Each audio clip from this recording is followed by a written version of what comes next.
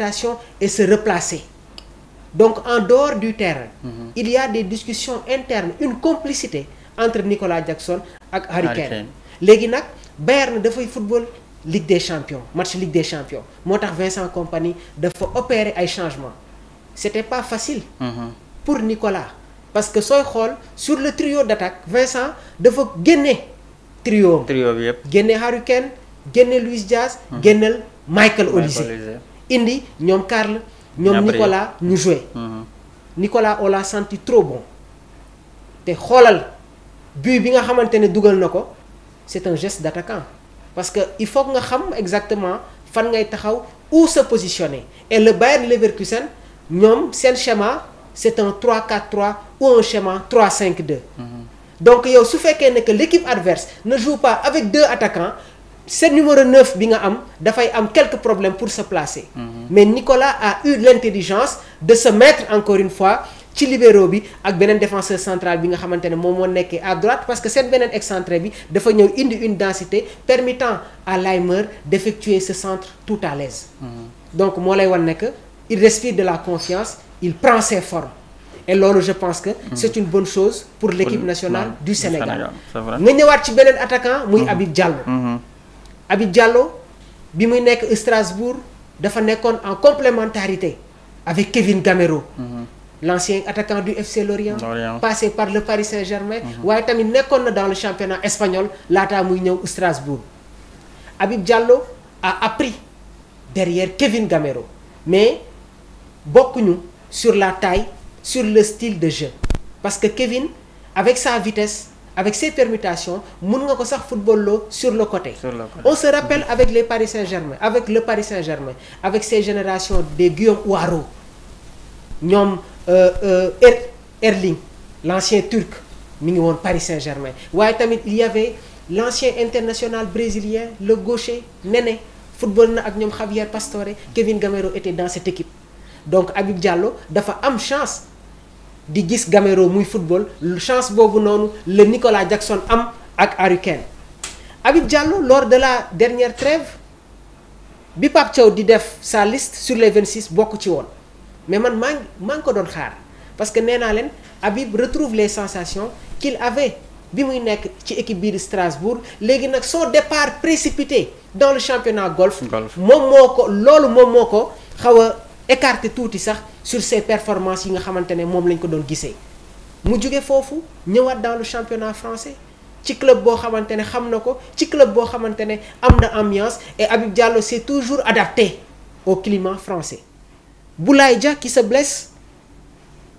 Pape Bouna Thiaw dem indi ko contre la Mauritanie mu lancé ko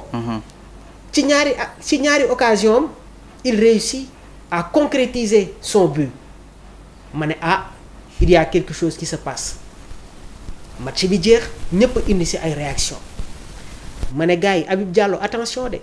il connaît le rythme de la tanière et xam na exactement lan mooy Coupe d'Afrique des Nations et il faisait partie des joueurs yi nga xamante ne remporté nañu la CAN mais c'est un homme dans l'ombre maanaam Habib Diallo amul géwal boo xamante ne moom moo koy waxal Boulaye Dia année dernière avec la Lazio l'ancien entraîneur de Chelsea Mauricio Sarri daf ko repositionner loo ci style bu bees muy rôle électron libre bi et Boulaye bu muy nekk Stade de Reims Villarreal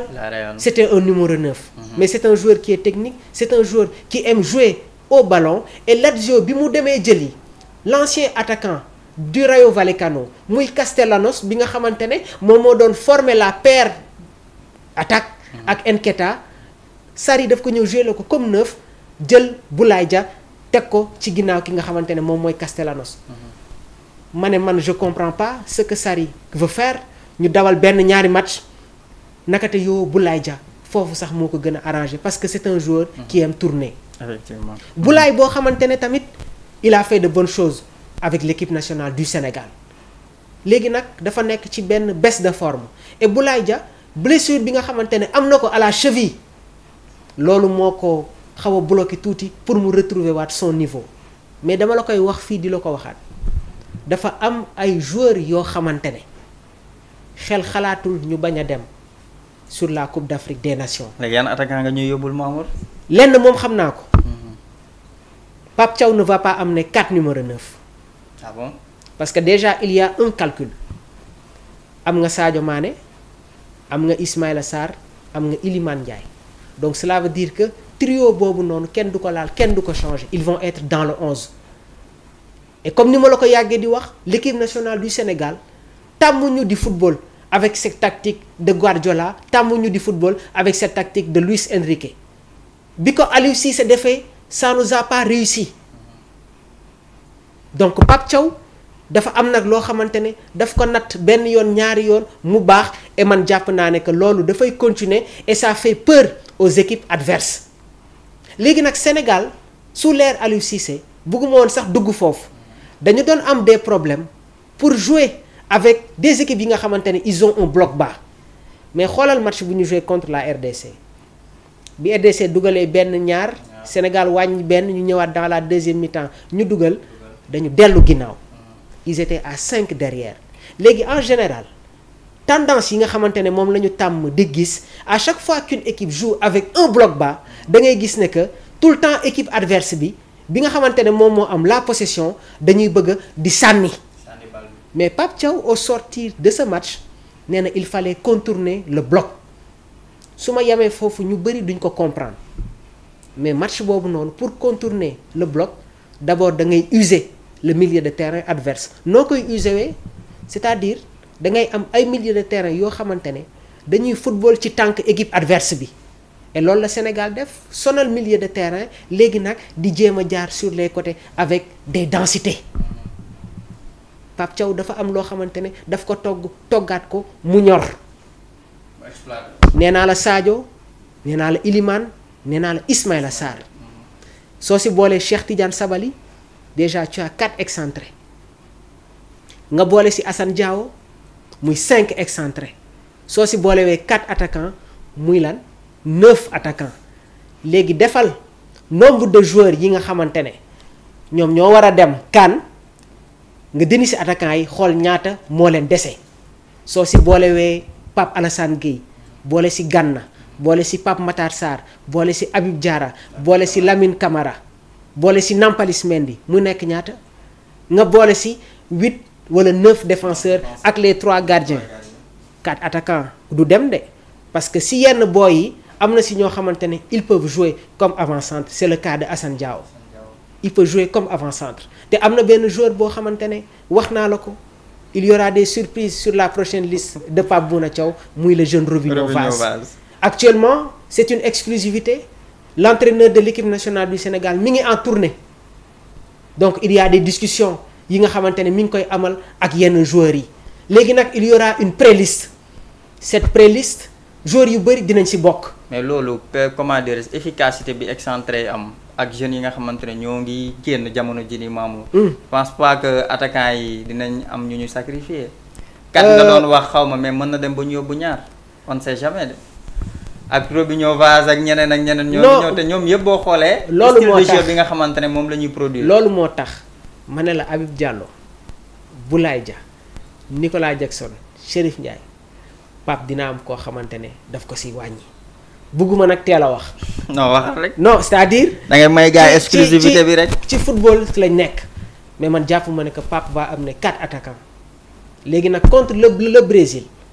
Pape Thiaw mën nañu indil lu bees loo xamante ne tàmmuñu woon di ko gis parce que Aliou bi muy joué avec ce schéma là avec un faux neuf daf ko defoon sur un système 3-4-3 match boobu Sénégal joué wul woon amul woon avant-centre au contraire Iliman Ndiaye moo doon désaxé tuuti mais contre le Brésil Pape Bouna Thiaw mën na indi un 4-3-3 parce que xam nañ ne que actuellement soo amee de l'autre côté un milieu de terrain comme Casemiro Joelinton ak Bruno Guimaraes il faut que yow tamit nga indi du répondant te répondant boobu noonu Sénégal am na ko ah bien sûr Sénégal que bi muy gagné RDC milieu de terrain si la ko gañewee bi muy gagné Angleterre milieu de terrain la leen gañewee c'est-à-dire dafa indi ay boy yoo xamante ne am nañu sañ-sañ ay boy yoo xamante ne ragaluñu des jeunes qui veulent faire qui aiment jouer et gis nga le premier but de Harry Kane il y a eu cette erreur de Lamine Camara mais da ngay sentir ne que boy bi ku am fit la il n'hésite pas à jouer sur un certain périmètre mais wóolu na boppam loolu nag bi ñu gisee ne que ba tey il y a de la productivité dans le jeu et on a des joueurs techniques pour beaucoup plus d'assurance ñu gis benn Gana boo xamante ne dañ koy gis muy football ci benn registre bu bees muy le rôle de sentinelle permettant à Pape Alassane Gueye d'avoir cette fonction bi nga xamante ne moom la am avec son club bii di Villarreal. Pape Thiaw utilise les joueurs selon leur registre yu ñuy footballer en club. mooy du copier di coller quoi. benn Ismaïla Sarr daal laa gis ne que